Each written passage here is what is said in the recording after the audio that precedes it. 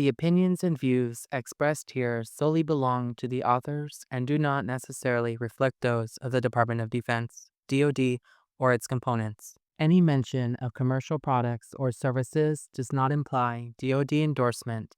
Additionally, the presence of external hyperlinks does not signify DoD's approval of the linked websites or their contents, products, or services. IAW All Nav 24/25. Names and ship names changed for privacy and storytelling. Hey guys, I'm Buddy. I'm an active duty CSS too, and somehow I got stuck doing this instead of meal prep. I didn't ask for the drama, but if I'm here, I'm telling it exactly like I see it. Hey y'all, I'm Chantel, the Navy spouse who married into this mess. I absolutely hate drama, but unfortunately, the drama loves me. I've lived through the deployments, clocked the scandals, and honey, I definitely saved those receipts. If it's messy, I've got the full timeline. Welcome aboard. I'm Danny, your trans troublemaker, chaos creator, and scandal-stained storyteller. With a flair for the forbidden, if it happened behind closed hatches or under the cover of night, I'm dragging it straight into the light. And this is Deployed the drama. Let's get started.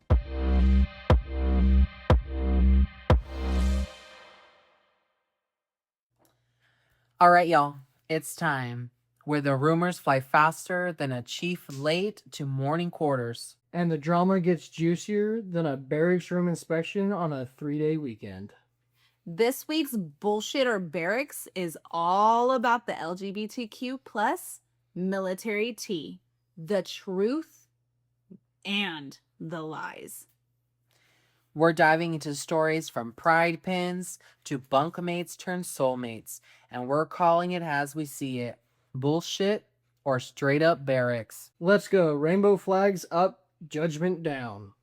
Today, for this segment, we are with a special guest, Aries. Hello. Pronouns? They, them.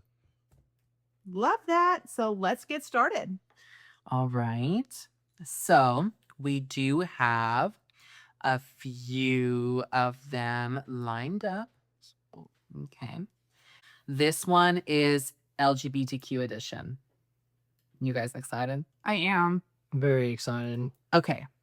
See what kind of dumb shit they do in the military. Gay people never have boring drama. So here's the first one. A chief told a sailor they couldn't wear pride pins because uniform regs don't allow feelings. Is it barracks or bullshit? Barracks. Barracks. Oh, I don't know, because are they in uniform or are they out of uniform? If they're not allowed to wear it because of uniform regulations, they're gonna be told that they can't wear it in a Right. uniform. Right. So it leads us to believe that they are in uniform. So you think it's what? I think it's berries. Barracks. I think it's bullshit. All right, you guys ready? Yeah. It is bullshit. Ah. Pride pins are allowed during Pride Month on approved dates, depending on the CO's discretion. Uniform regs don't ban them just for being emotional. That chief was just salty. Oh, I got that one right. All right. Ready for number 2? Yes. 2 male sailors secretly got married during deployment to get better BAH, then actually fell in love. Barracks. Yeah, that sounds kind of barracks. Bullshit. The answer is barracks. Believe it or not, there are real stories of service members entering marriages for benefits, and some of them actually catch feelings. So love really does win, and so does that BAH. Contract marriages are a thing. Are you guys ready for number 3? Yes. A base commander banned pride flags but kept up a Confederate one for tradition. Barracks or bullshit? Bullshit. Bullshit. Bullshit. It is bullshit. Well, kind of. Because while pride flags have been banned from being flown on certain military installations, due to DoD's policy, the Confederate flag has also been banned from all bases. That's actually one of the things that when we first moved into housing, they said we cannot even have inside of our house. Because if somebody were to walk in our home and see it, they could get offended. So this was all done under a 2020 directive, and flying one is violating current rules, even if they claim heritage. Okay. You guys ready for number 4? Yeah. Yes. An E4 got NJP'd for sneaking their boyfriend into their rack on a sub. Is it barracks or bullshit? Bullshit. Wait, That's barracks. are they both sailors? I mean, they're both on a rack on a sub. Snuck them in. Barracks. I Barracks. changed my answer. I'm gonna say bullshit. The answer is barracks.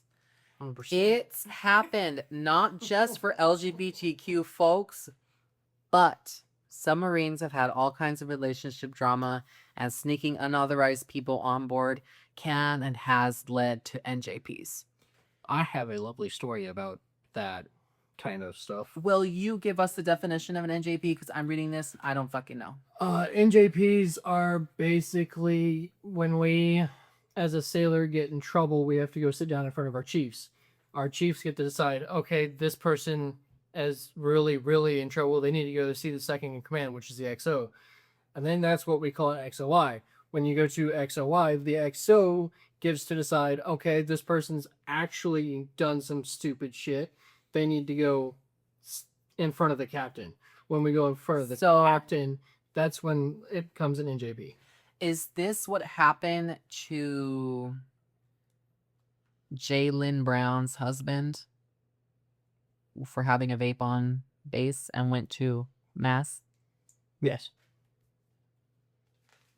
Interesting. Number 5. Yes. Yes. Yeah. A sailor transitioned during shore duty and came back to sea with higher evals and a better drip. Bullshit. Bullshit. Explain that. Well, I'll give you the answer first because it kind of has an explanation in it. Okay. It is barracks. So there have been real life sailors who've transitioned during their service, and many have reported increased confidence. That's true. Leadership, confidence, and even improved evals. After all, as for the style, it's just a fact. Because if you think about it, if you become who you really want to be, golden standard. So, you guys ready for the next one? Yeah. Number 6. The base movie theater played Brokeback Mountain during Pride Month, then shut it off halfway through by accident. Have you seen Brokeback Mountain? It's about gay cowboys, I think. Yes. It's about gay cowboys. Somebody's seen it. Says something. I haven't seen it, but I know what it's about. Bullshit. Bullshit. It is bullshit. While it is plausible, there is no record of this happening, but it sounds like something a poorly run MWR would try. Probably. Especially when afraid of cowboys making out. All right. The Navy once made an LGBTQ plus sailor remove rainbow shoelaces during inspection, but allowed neon green ones on a different sailor. Barracks or bullshit? Bullshit. I'm gonna say barracks.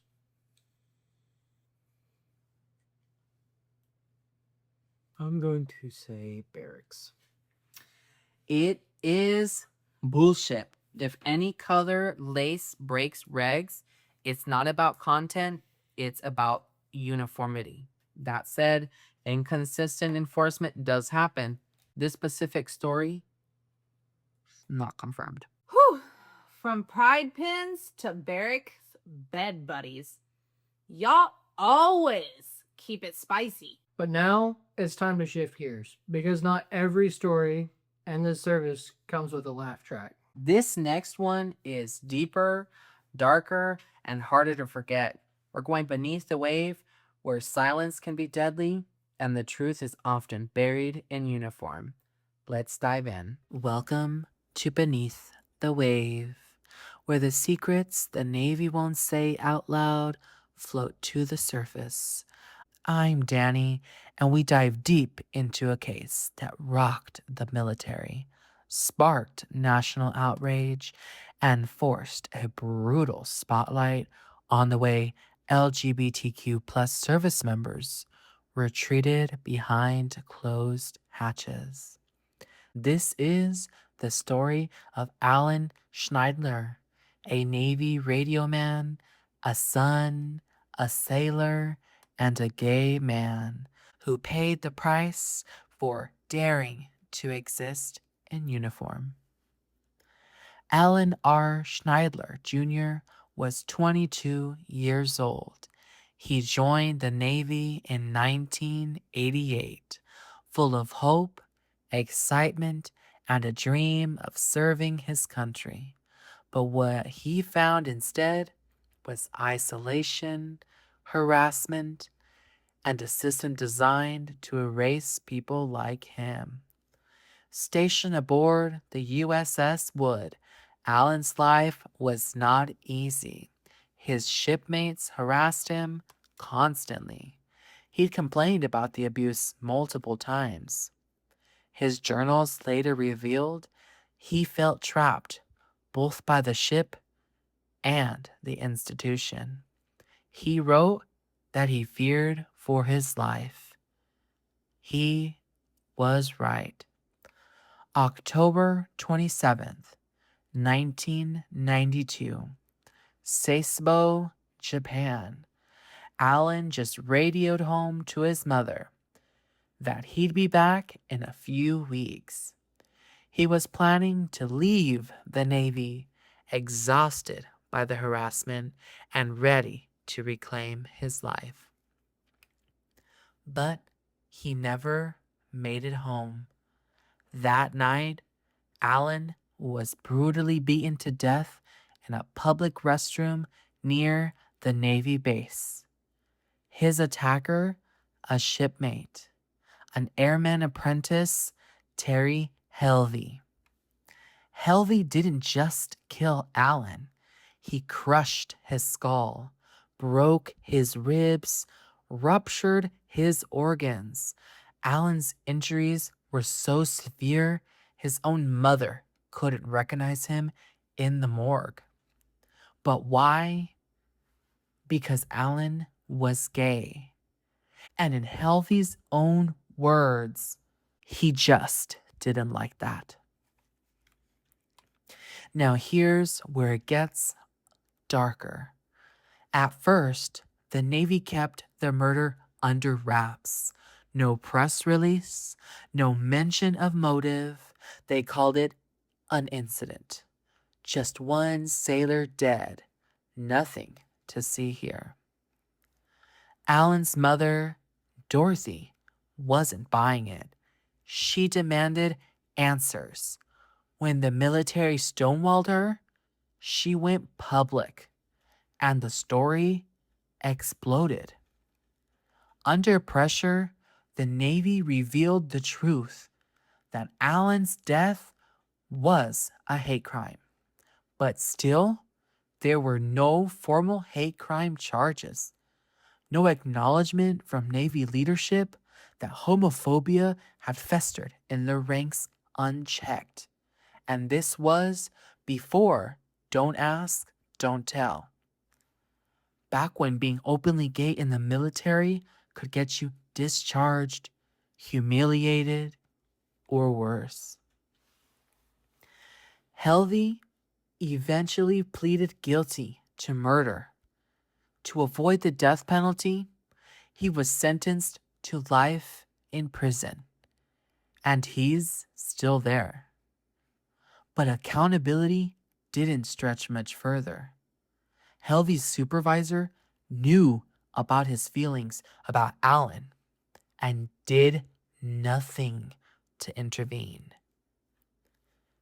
That supervisor just received a dishonorable discharge. Meanwhile, Dorothy turned her grief into a fight. She marched in pride parades, testified before Congress, and forced the country to look at what it had ignored, that queer service members were being hunted from within. Allen's death helped ignite public outrage that laid the groundwork for later reforms, even if those reforms came slowly and incompletely. Decades later, the legacy of Alan Schneidler still echoes. Yes, don't ask, don't tell is gone. Yes, LGBTQ plus service members can serve openly, but the culture, that doesn't change overnight. From whispered slurs in birthing to quiet reassignments and systematic silence, the fight is far from over. And on every June, when pride flags wave across military bases, I think about Alan, about the silence that tried to erase him, and about the sound of his mother's voice when she said, "They tried to bury him, but they planted something instead." Alan's story isn't just about a murder. It's about the rot beneath the surface and the light that comes when you dare to dig it up. Thanks for joining me beneath the wave. If you or someone you love is navigating military life while being LGBTQ+, know this. You're not alone. And your story matters. Whew. Heavy stuff, right? From tragedy to truth. That's what we do beneath the wave. But don't go anywhere, because when you think the Navy can't serve up more controversy, it comes out steaming from the galley with a fresh side of what the hell.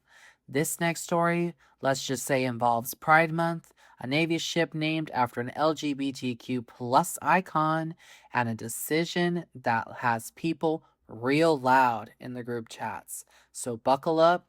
It's time for Buddy to take the helm and stir the pot like only he can. This is Scuttlebutt. Okay. Nobody talked in my story and bothered me.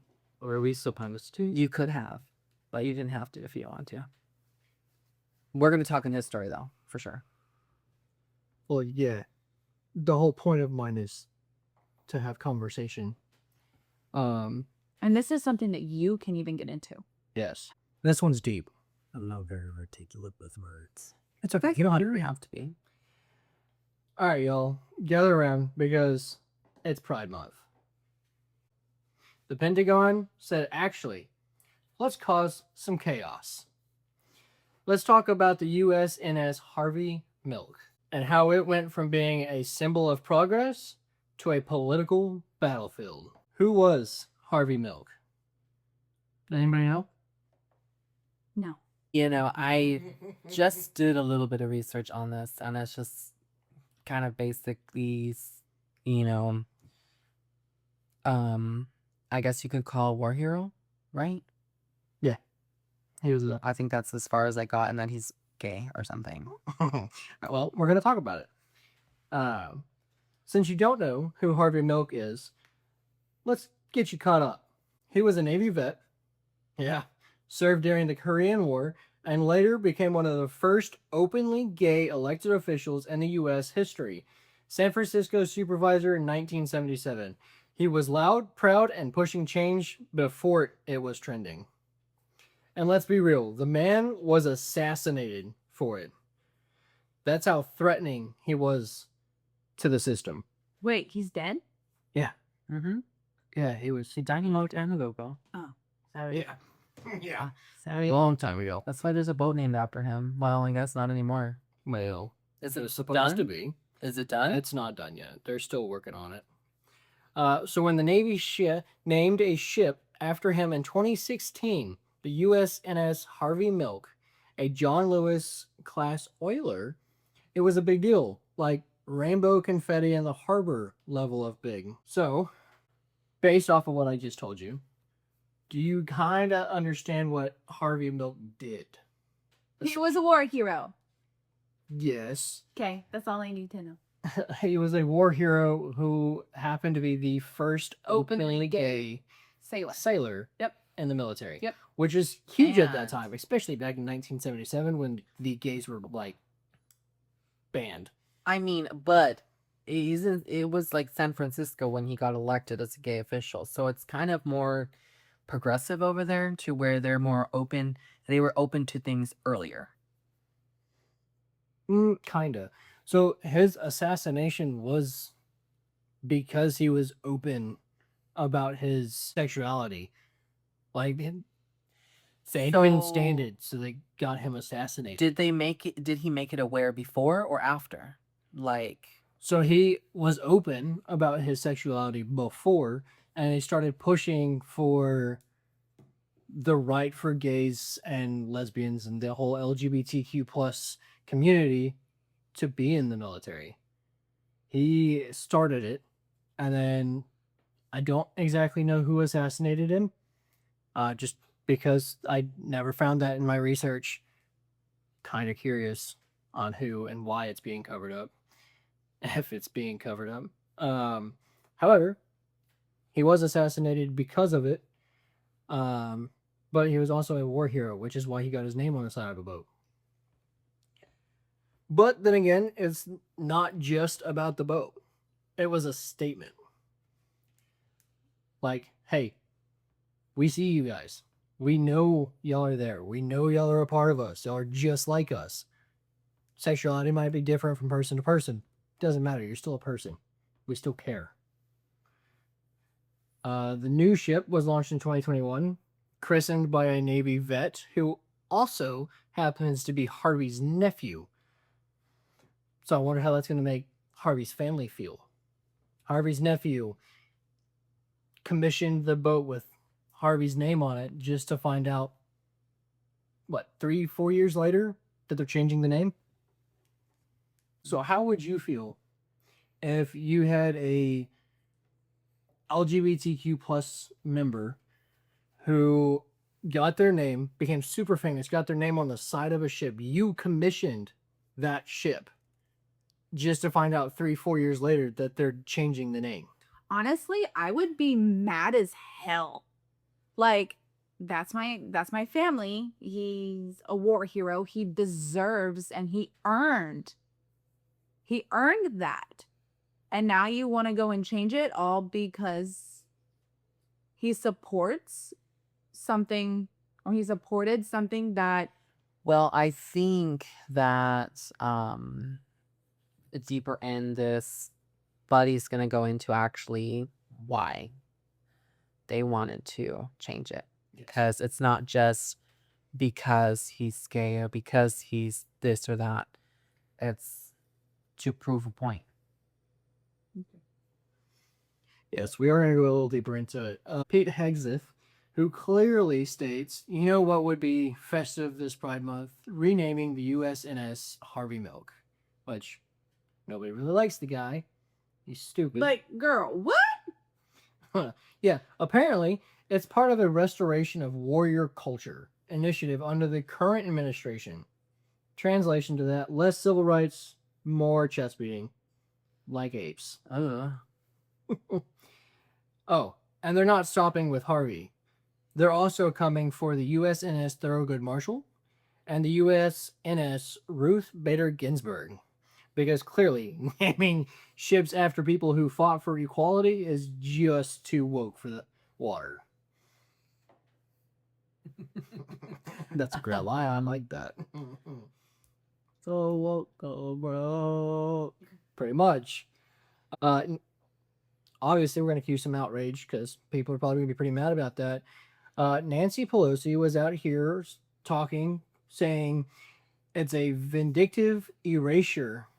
San Francisco politicians are issuing statements like it's a Bay Area state of emergency, and LGBTQ plus veterans are livid.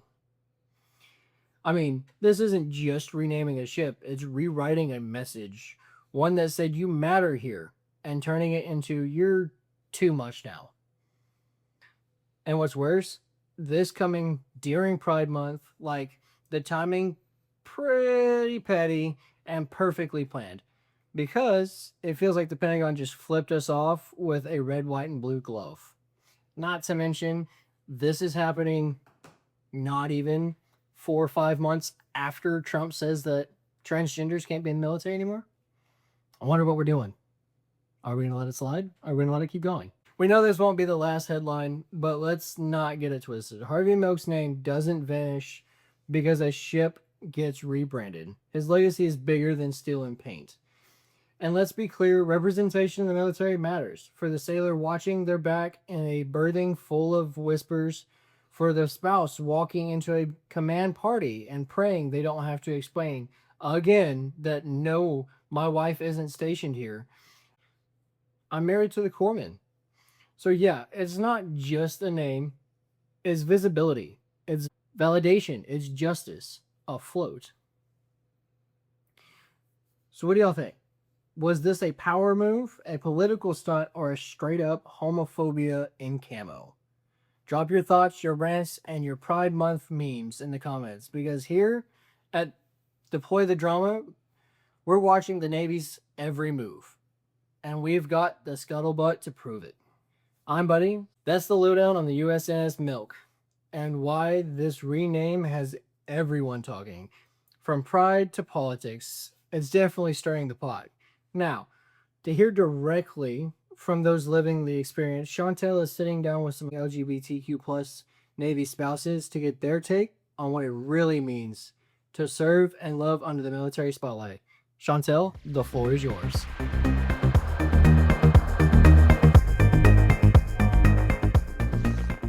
Hey y'all, it's Chantel. It's wine time. Get your glass of wine ready. Pour yourself a glass and pour with your heart. Me personally, I pour until my ancestors tell me to stop. And that's why I normally have a whole bottle. This segment is going to be a little bit different due to the fact that we have special guests. And it's June. Not only is it my birthday month, but it's also Pride Month. Danny is here. Today's special guests, we have... Hello, my name is Bella. I'm your friendly bisexual. It's Brittany. I am bisexual and poly. And today we are drinking Stella Rosa watermelon. Unfortunately, we are not sponsored.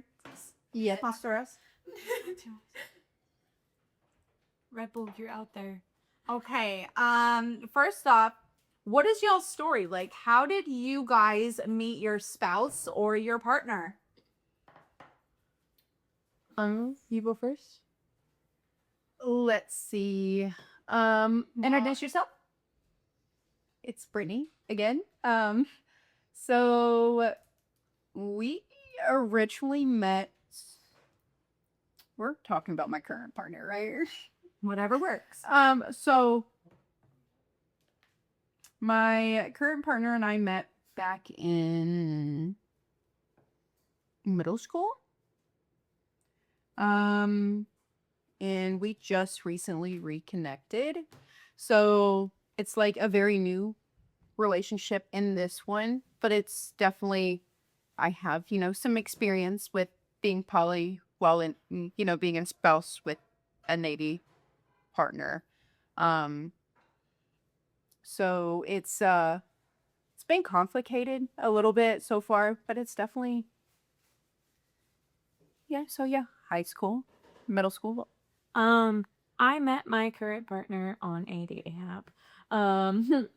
I was living up my life and whole phase, pretty much. I remember the day that my best friend told me that she was like, Bella, the best way to get over someone is to get under someone. And as I'm actively sitting there crying, making my Tinder account because I was just thinking, I don't know if this is the way. And she's like, make it, bitch. But No, I met him on a dating app, and pretty much I couldn't stay away from him after that. It was supposed to be, you're cute, and Have a one night thing. it was supposed to be a one night thing, and then Like 1 year later. Turn in forever? it turned into forever. And 1 year later, we're actually about to celebrate our 1 year wedding anniversary here. So Love that. When did you guys realize that your relationship might face unique challenges in the military? not long after we got married. It was one of those, we had talked about a lot of different things. We had talked about what it was like to be a military spouse. He kind of warned me that there's probably might be drama, there might be other things. But specifically when it came down to my sexuality and being bisexual, there wasn't a lot of challenges in that regard. I didn't really see anything in the beginning, and neither did he. We were like, I just am kind of here. So we didn't really see anything in that regard. But what about you? Pretty much the day I told someone I was in a relationship with a Navy or a military partner, it caused drama immediately. Okay, well, how open are you guys about your identity within the military community about, being bisexual and being polyamorous? I honestly could care less on what everyone else thinks about me and who I am as a person. My previous partner, I'd say they were fairly open, especially with people they work with. It wasn't a secret. But it definitely had some challenges along the way. Especially closer to like returns and deployments. Yeah. I would say with being bisexual, it doesn't really come up in a lot of conversations. Like it really comes up when you find out that somebody else is. Like when I ask, like you just talking generalized questions with people, and then all of a sudden somebody's like, "Oh, and by the way, I'm bisexual," and then you're like, "Oh, that's cool, me too." Kind of like, what's your favorite fruit? Strawberries? Same. It's definitely one of those. Sometimes it just has to come up in conversation, like naturally. It's never like something I put out there as a warning, like, "Oh my God, by the way, I'm bisexual." It's like, no, it just happens to come up in conversation usually. What surprised you most about being an LGBTQ plus military spouse?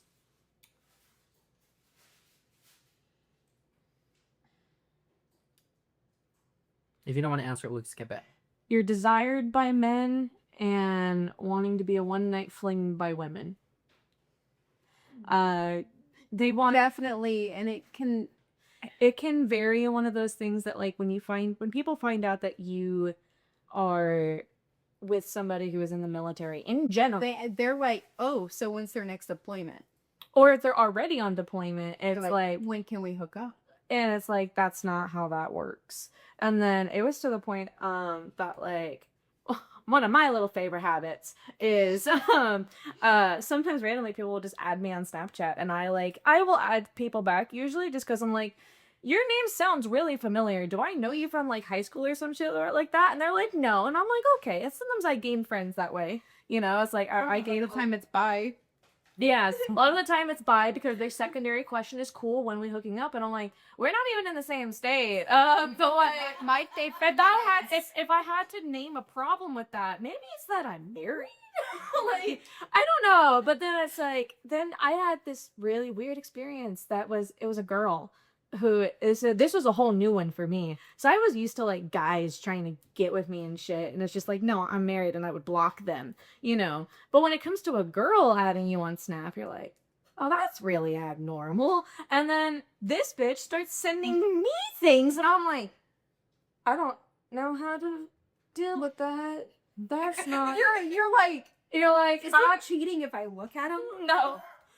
I'm like, it's definitely cheating if I look. No, it can't be. But I'm like, more so like, why did you send me this? Like, they're just like, oh, I just like you're bisexual, I'm bisexual, and I'm like, that's not how that works. That's not how My it works. response is always a picture of me and my spouse. I don't know if it is like I will No, it definitely is, because that's usually my very next follow up. They're like, oh, so like, they're like, so can I get a picture of you? I'm like, sure, and then I send my wedding photo to them. It's either that or a picture, of us on the beach or, just Us cuddling taking a up cute in bed. picture with our dog, and they're like, oh, so you married, and I'm like, happily and loving, as I showed them my ring. Have you guys ever faced discrimination or side eye in the spouse group? Spouse group, no. I've never gotten any sort of discrimination from the spouse group. I try to stay away from the spouse group as much as possible. Honestly, There's yeah. a They scare me. hell of a lot of drama, and we try to stay away from it as much I as mean, possible. we hate drama, but drama loves us. Way too much. It's like my bad ex I can't get away from. Also, who knows tequila?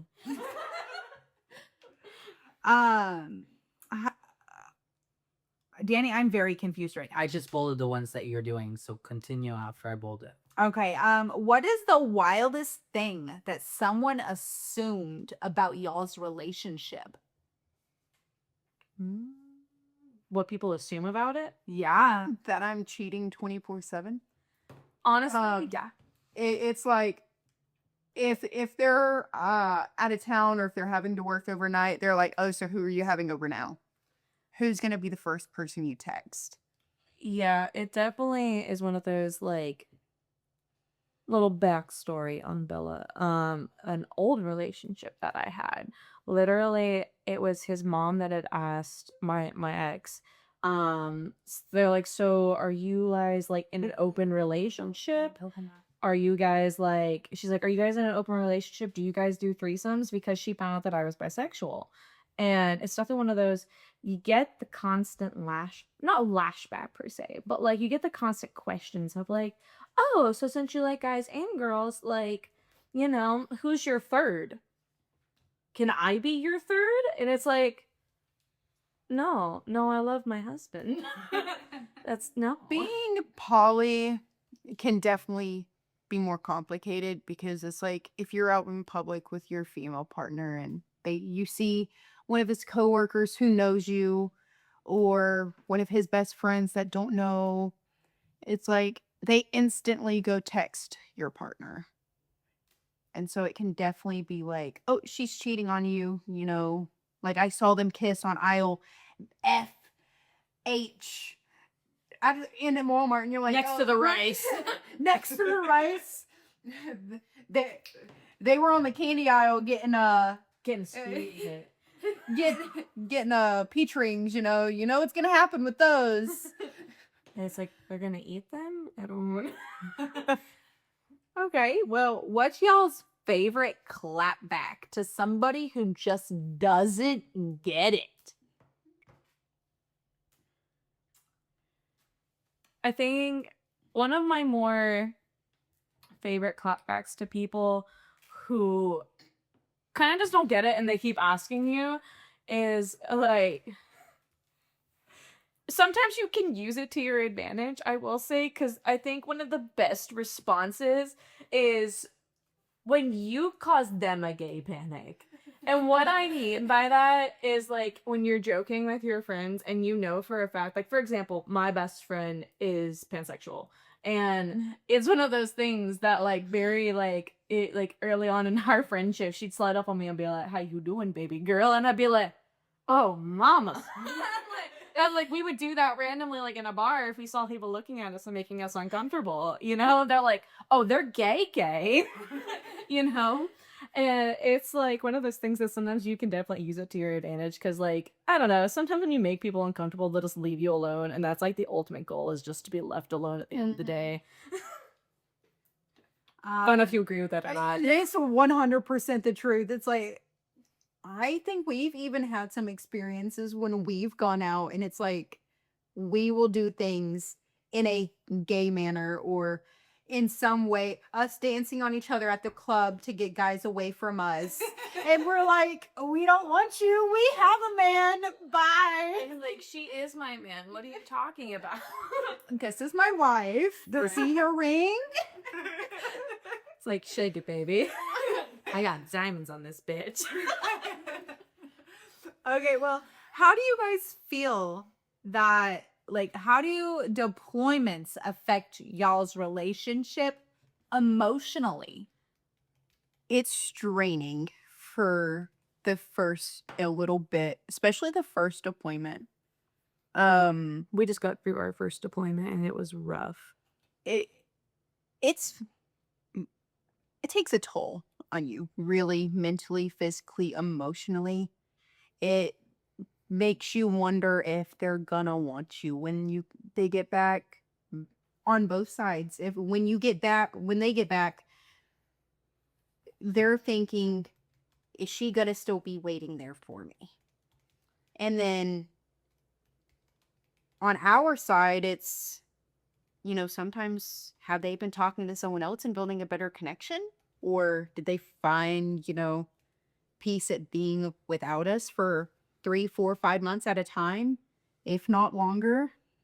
Is it part of it's definitely, are they going under the same effects as we are? Definitely the same effects, mentally effects. Mixed mentally. But I know they're It's dealing with other stuff on their deployments, so it's like, So not only are they thinking about us? it's like, not only is it like in the back of your head, like sometimes it does definitely seem like a selfish thought. You're just like, are they thinking about me? But then you also have to realize at the end of the day that they're working pretty much 24/7, 16 to 8 hours a day, like back to back, nonstop. And like the fact that they even get an email half the time. Right. And a lot of like- people don't They're know. allowed. And a lot of know. right, and a lot of people don't know that Bella just mentioned emails. It's so different being a submarine wife than it is being a surface wife. Surface wives, they get the phone calls, they get the FaceTimes, all that stuff. Submariners wives, we get emails sometimes if we're lucky. Right. And I don't know if this is something we can say. They go through dark periods. yeah, Where it's it's like, dark. They're out of comms. They're unreachable. no communication Which is to the outside world. which is public knowledge, because usually is like the FRG is the ones who tell us. And definitely like it's one of those more scary things, because this was my first deployment ever this past year, for 6 months with him, and it was one of the scary ones, because for the first 2 to 3 months, like I think the first 2 months of that deployment, we were in the dark. Like we weren't getting like anything. I got no emails, no responses, like. And eventually, like, which for a point that the FRG didn't even know what was going on, which is the family readiness group. Yep. Yeah, family readiness group. To the point that I ended up texting a friend of mine, and I was like, hey, have you heard anything from your husband? Is it just mine? Because then you, like, in the back of your head, you're like, are other people getting emails and he's just not emailing me? But then you find out from the group itself that no one is getting emails. And that's not even scarier, I think, sometimes. Right. And I mean, I'm going to chime in and just put in a little quick, little tip right now. Bella did mention the FRG, the Family Readiness Group. If you are on a submarine, if your spouse is on a submarine, you will always have an FRG. They are the ones that you contact about literally like, hey, I'm injured. I need my sailor off of the boat or whatever it may be. So if you are a spouse of a sailor, get in contact with your FRG. Those are the people that you guys need to talk to. For sure. For sure. And that has to be a whole other segment here. We talked about that. One of those, it's like you will email them 7 days a week. And they will maybe have, I know on my ex's last deployment, they had a short amount of time that they were allowed to email you back. Right. And it's not just you they're emailing back. So it's like they may read one of your emails, 2 of your emails that they have gotten, But then and they will reply to that, and it will maybe be maybe a paragraph. Right. 4 sentences at most, because they have to, message you, email their mom if they're in contact with their mom. Sometimes it's like other aunts and uncles that, hey guys, I'm alive, just want to put it out there. Like, it's going to be short conversations, but those small paragraphs mean the world to us up here. Yeah, and also keeping in mind that like half the time, like they're getting all 4 of your emails that they sent you on Friday, and then like you sent them on Monday, Tuesday, Wednesday, Thursday, and then on Friday they're reading all of them, and they're just like, "I love you too so much," and then it's just like, "Oh, thanks, baby," but you didn't respond to why. Can we get the dog or no? And then the follow-up email is like, "Whatever you feel is best, babe," but they're actually responding to your email about the taxes form, so you go ahead and get the dog again. That hasn't happened yet, I swear. Are you sure? Yes. Are you sure it wasn't a cat? I'll say it was a cat this time, but it wasn't a dog. You should be proud of me. Do you guys feel supported by the other spouses, or do y'all feel isolated? Now, of course, we're also talking about Chantel. So, I have a very small military spouse friend group, and when I mean small, I mean small. 2 people, 2 spouses, and that's it. Keep your circle small is the best way to go. And it's because if you add more people into it, It just gets it's like they will run and tell other people, your sides, what's going on in your life, and it hurts you in the in the long run. So it's like, oh, he's coming home early for this reason, and this reason. Let me go tell them and see if I can get my spouse home whenever they're up, So, I'll make it this reason, and this reason. Yeah. So it's always something to keep it smaller. There's always just something going on. And personally, I'm not friends. I'm only friends with one other spouse that is actually attached to my husband's boat, and that's it. And Like, this doesn't have to deal with exactly like their boat. It could be me. It could. and I get only has the spouses in general. the spouses in general, like I do have friends that are like the 2 that are sitting in this room. It's Chantel.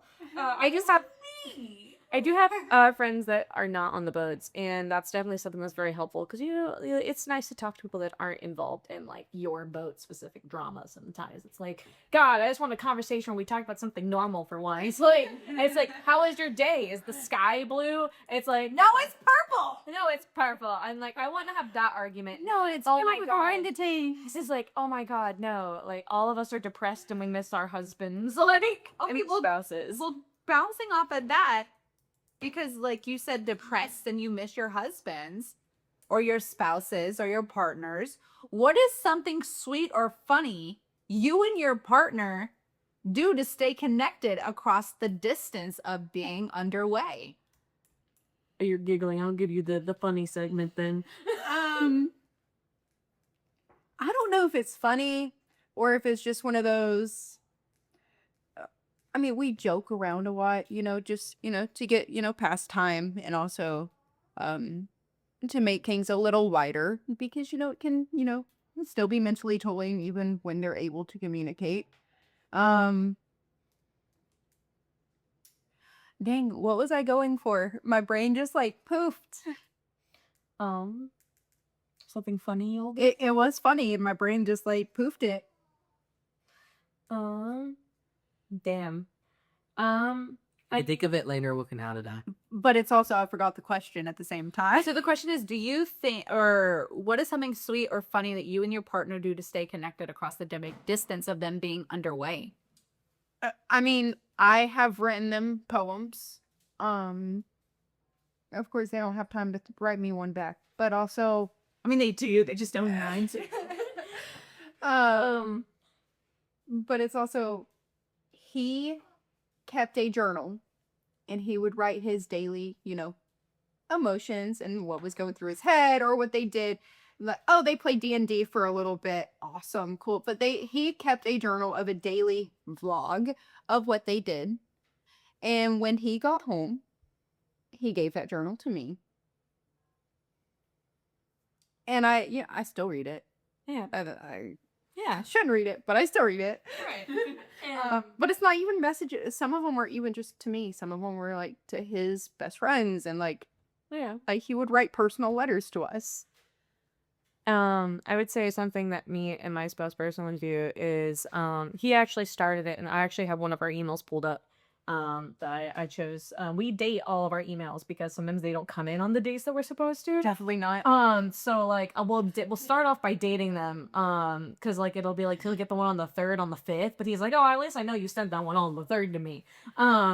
But something that he started doing is that at the beginning of each of our emails, we say, hello, my love, or hi, my love. So we always do, my love was our little sweet lovey thing that he did. And then personally, the two of us, I think we both did it more when we had really hard phase.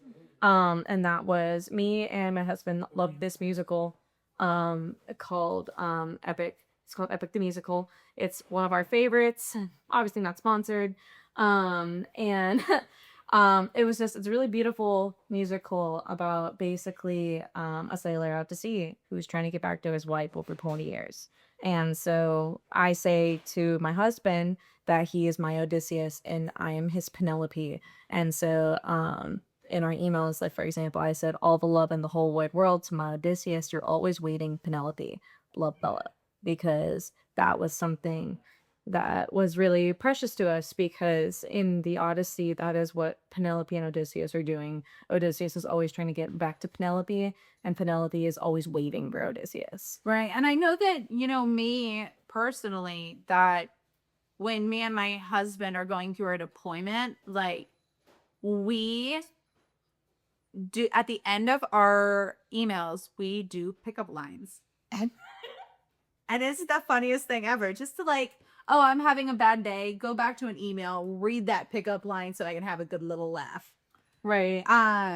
Do you guys think that the military is doing enough for LGBTQ plus service members and their families? Absolutely not. Honestly, no. Absolutely not. Not even no. It's absolutely not.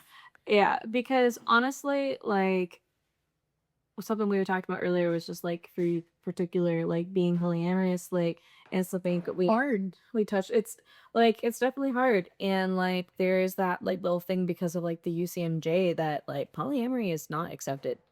And They don't offer couple therapy for polyamorous people sometimes because of there's more than one spouse. In their eyes, it's illegal. It is adultery. So it's like they have to go to outside help for situations at home. like if they want to talk to someone or anything like that. And also, there's a lot of a don't ask, don't tell rule. Like it dates all the way back to like the World Wars.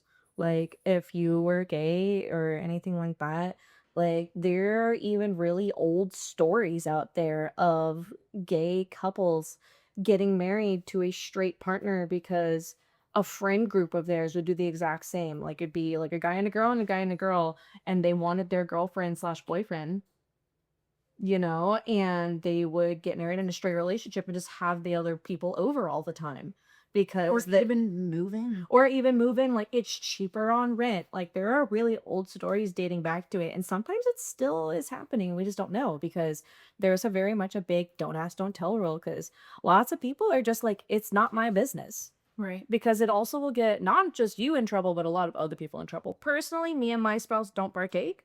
But like if we like wanted to, it would strictly be against the rules. We wouldn't be allowed to. And that's something that I feel like they should change because it's 2025. And I want to throw something in here, and it's kind of funny. When I went to California for a little while, I'd go help my mom. My little brother's best friend asked me, because his mom asked him, if me and Buddy and Chantel were in a throuple. That's amazing. Chantel. And that's why I don't listen, Terry. I love the answer. And you can ask, Should we ask your husband though? you don't tell me either. You can ask Ryan himself. He will say that baby is humongous in my belly. Yep, Rylan himself will be like, oh, Danny, I love your baby. So, Danny, when's the baby due? I don't know. We have Where's to the ask father? Buddy. Oh. We have to ask Rylan when the baby's due. I guess I'll do that. So Later on then. how has representation or lack of it shaped your experience?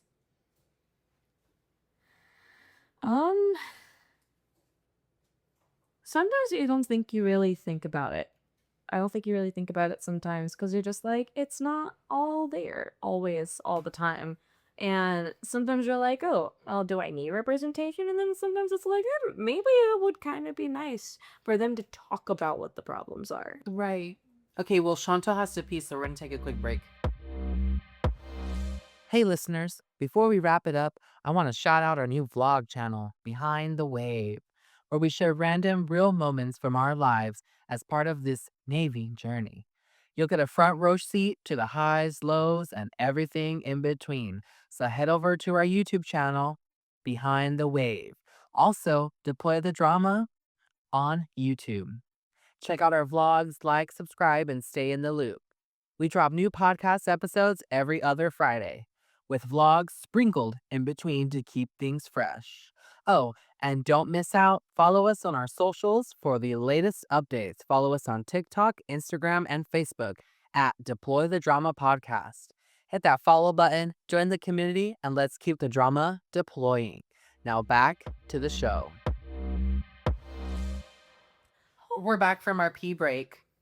What kind of visibility do you guys wish existed for the LGBTQ plus spouses? Visibility as in, what do you mean by that? Like what? Like, what representation we want? Okay. Yeah, Okay, like what open representation do we want? Okay. yeah. Sorry. Kind of the open representation what I will probably would want is maybe like, I don't know, it probably think it kind of been nice at maybe at the commissary or on base or like any of the little spots, like maybe like at like Fleet and Family and whatnot.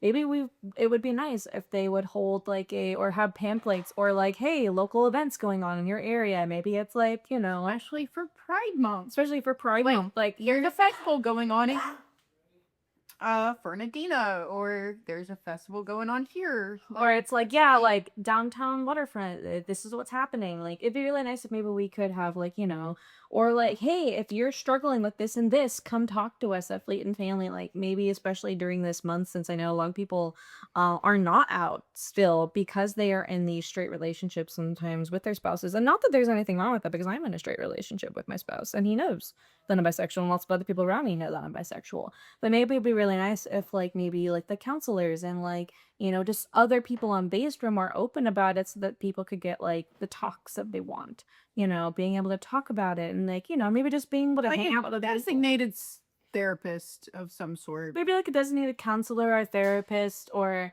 somebody just to talk about it and like, A it'd be mental support group. yeah. Or like, hey, this group is meeting at this place for coffee on this day, and like bring your little flag with you, you know, just like Right. fun and cutesy. And because it'd be really nice to like be able to meet other people and like gain what their experiences are. Because like as of right now, I only know like one other person that identifies, and that is sitting in this room with me. So like, there's not a lot of people that like I can really talk to about it. Here's a fun question.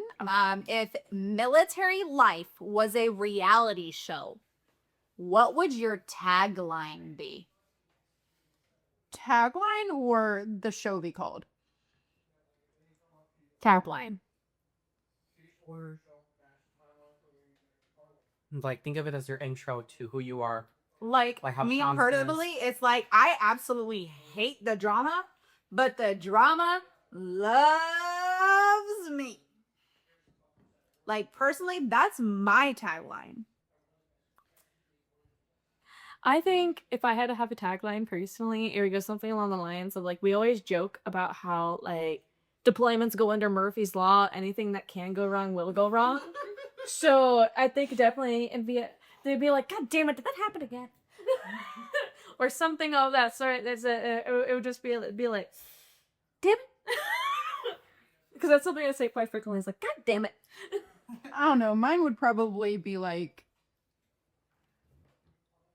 I wouldn't be spilling the tea, but I'd be like listening for the tea. Like, I want to know what's going on, but I don't want to be in the middle of it. Understandable. Deployments are like alphabet soup.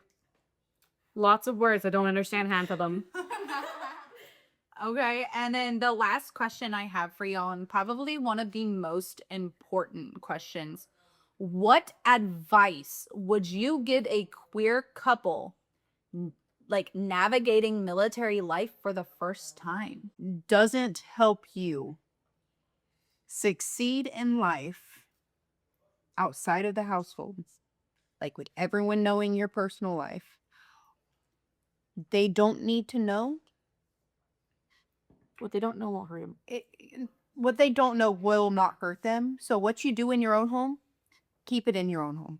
If it happens behind closed doors, keep it behind those closed doors unless it pertains to them. If it helps you out financially or in your career path and it needs to be known, it needs to be known and it can be said. So basically follow the 3 Fs. If they don't feed you, fuck you, or finance you, it's none of their business. Definitely in the 100%. yeah, definitely in the sense of unless it is actively hurting or harming and is detrimental to somebody's physical or mental well-being, honestly, don't ask, don't tell. Like, and be very, very careful with who you trust, because lots of times we trust the wrong people. Closer. What is it? How does it go? Keep your friends closer, your enemies closer. Yep. So it's like you don't have to tell them everything. Tell them what they need to know. Yeah.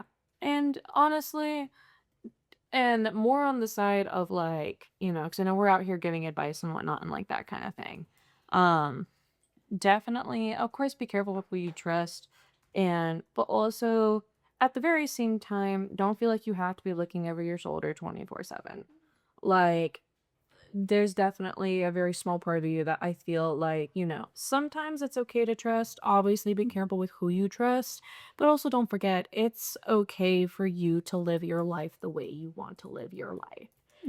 Is that as you wanting to go to the very same coffee shop every single day at the exact same time, at the exact same place every Wednesday?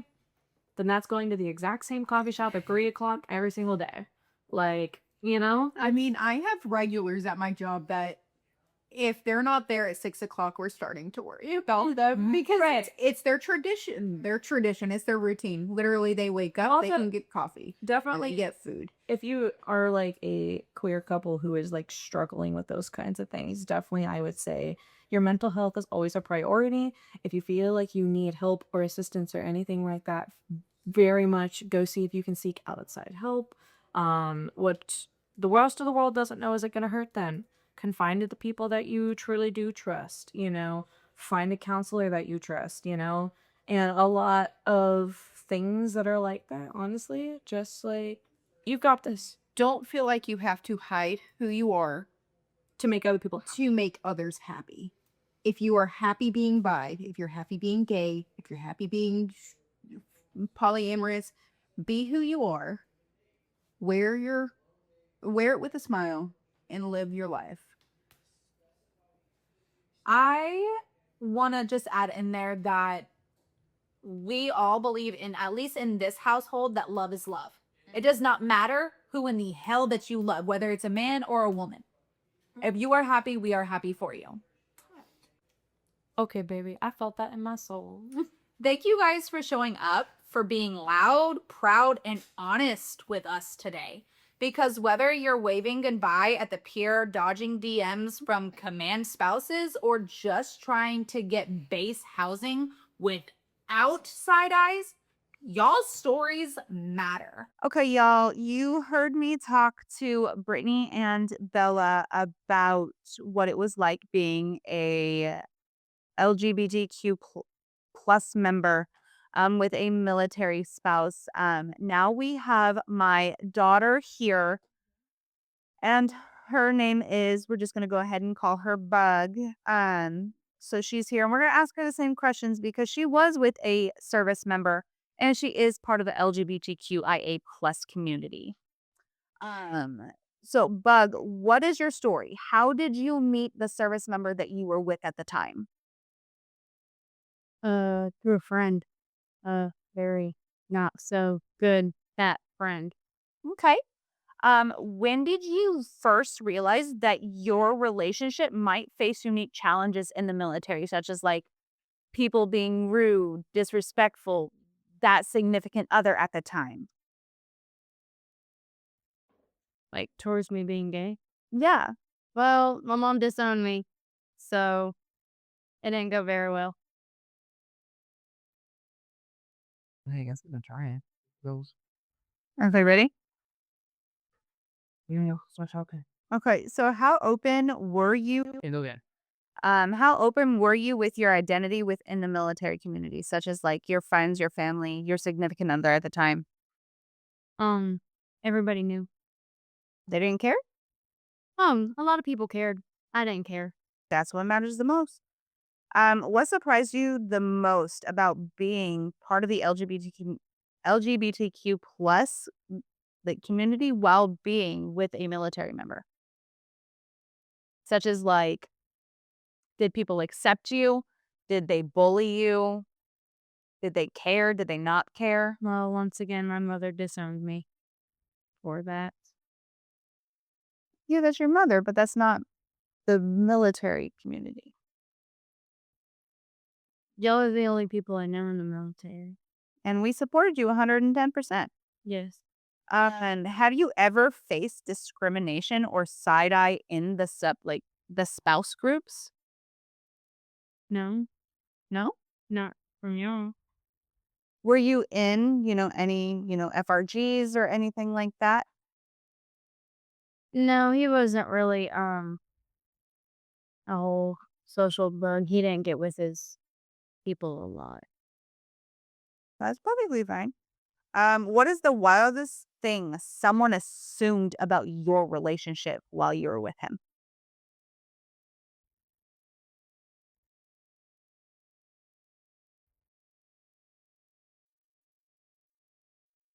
I don't even know. We can go ahead and skip that one if you want. That's perfectly fine. You're probably Okay. How did how did the deployments affect your relationship emotionally? it didn't. Um, yeah. He went on deployment. I moved to a different town and I fell in love with a beautiful female. That's all that matters right there. Um, did you feel supported by by him at the time, or did you feel isolated? Um, I wouldn't really say I was isolated because I really had free range to go do whatever I want and I had as much money as I wanted from his pockets.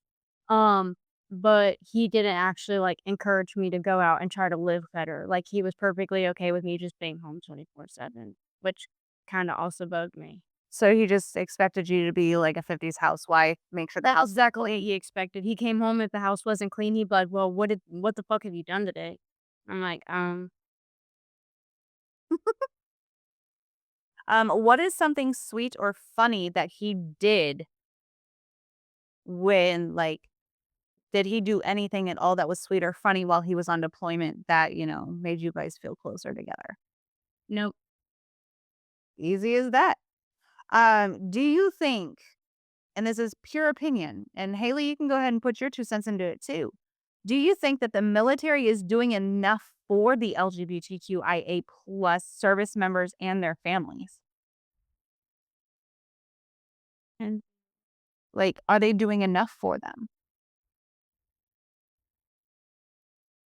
probably not. I don't feel like any of the governments do enough for the LGBTQ though. Like I don't think I think that they deserve a little more support than what they're given. Okay, so what do you guys think that they could do to help support them?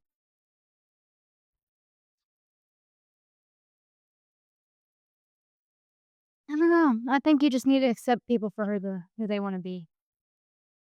That's a good idea. Mhm. How has representation or lack of it shaped your experience? Like, are you more confident in who you are and you're like, I'm this person and I don't give a damn what you say about it? Oh, absolutely. Most definitely. I would. This is probably the most real I've been with myself in probably my whole life.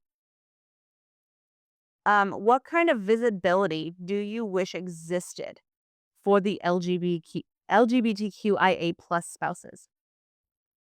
Like, what kind of help? What kind of like support do you think that they should,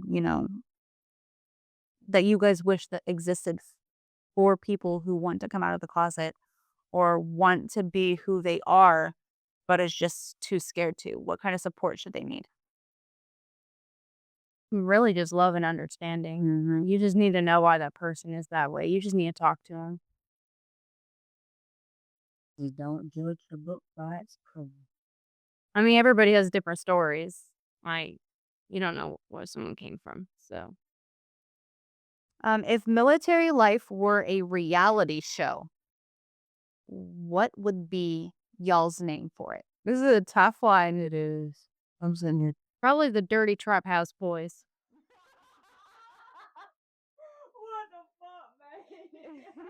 And why do you think it should be called that? Because based off the houses that I have been to, I give you some doubt. Houses that I have been to and the way that they treat the way that they treat their houses and their items and property in general. It looks like a trap house. They're not men because boys go around punching holes in their walls. But when you get alcohol into your sauce, See, clock that tea, yeah? Can I pinch in on that? Absolutely. Yeah, speaking of trap house, buying all these fancy cars and having nice ass shoes and all this expensive ass shit, but your house don't look like a home. livable. Like you're literally straight. Your bed's not made, like clothes just thrown everywhere from one end to the other end of the house. Doggone the bathroom trash can overflowing. It just it literally looks like a trap house. Like he just comes and goes. He's not like actually taking care of his home. Like, you know what I'm saying? And it takes a lot to make a house into a home. And you gotta think that's what it looked like whenever I wasn't there. Like when I had came back from living 4 hours away. Right, because I came over to the house all the time and the house was always spotless. Who do you think did that? Of course you did. Okay, here's a good one for both of y'all. What advice would you give a queer couple navigating military life for the first time? Like if they were coming in for the very first time, like let's say one of you two joined the military and obviously like y'all are a lesbian couple. What advice would y'all give to anybody else? I says to Ford for me to stand by, bro. Got anything to add? No? Well, most of y'all don't know that Bug was in a relationship with a male. And like she had stated, she moved to a different town and she fell in love with a beautiful female. And she realized that she likes women. Well, I always have. It's just kind of been a hidden part of me because I didn't want my family to. Am I turn the off? I think so. Oh well, yours is still on. Yes, it is. I didn't want people to. I didn't want to lose people, so I hid who I was. So you should never have to hide who you are, who you love. You love who you love, and that's what matters. Windmill could be cat bearer. So the advice you would give is don't be afraid of who you are. You love who you love, and that's what matters. And that's that pretty much, y'all. We have now Bella, we have Brittany, and now we have my daughter. And, them being with a service member at the time and them being who they are, it doesn't really matter who you are. You love who you love. You're accepted for who you are in this house. Well, okay, y'all. This has been Chantel's Wine Time.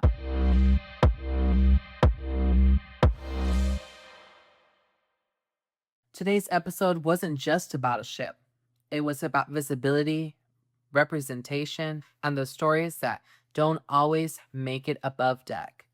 The USNS Harvey Milk might just be a name to some, but to many, it's a symbol of progress in a sea that hasn't always been safe. To every LGBTQ plus sailor, spouse, or family member listening, your voice matters.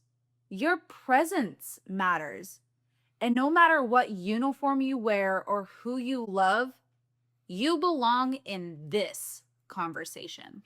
The Navy's changing, the world's watching, and we're gonna keep talking. So whether it's policy, pride, we're gonna deploy it all. This has been Deploy the Drama. Stay salty, stay proud, and we'll see you next time. Salty. That's a wrap on this one, y'all.